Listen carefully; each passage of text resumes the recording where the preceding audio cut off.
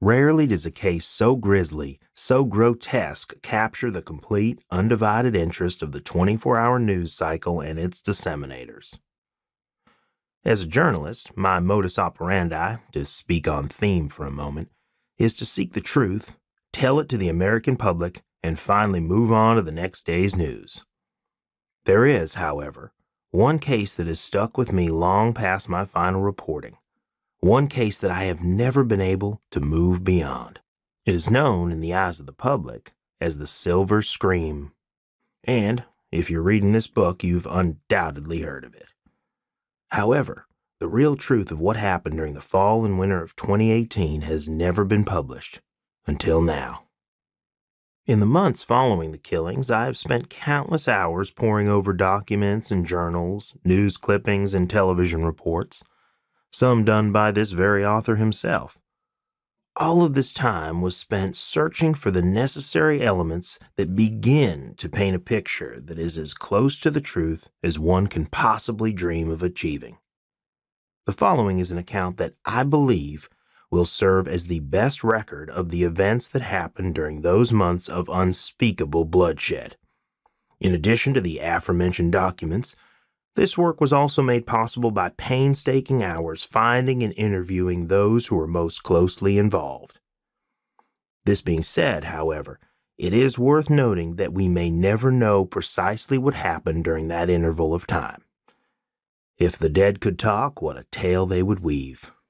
If the killer revealed what lurked behind their devilish eyes, we might begin to understand how the events unfolded. And if certain pieces of evidence had not been destroyed, they might have revealed a picture in far greater detail than we now find possible. In these absences, some liberties have been taken as to the mindset of the killer and the victims. These liberties are not taken lightly, but rather with the utmost care and meticulous extrapolation. Too often a journalist may be so excited to find an answer to a question that even an incorrect puzzle piece can be made to fit. I assure you, dear listener, that I have resisted the temptation to jump to any conclusions within this audiobook, and everything that you will hear is factual, corroborated evidence stitched together to form the most complete and accurate delineation possible. One set of tools that we were fortunate enough to stumble upon are the notes of Dr. Ian Black.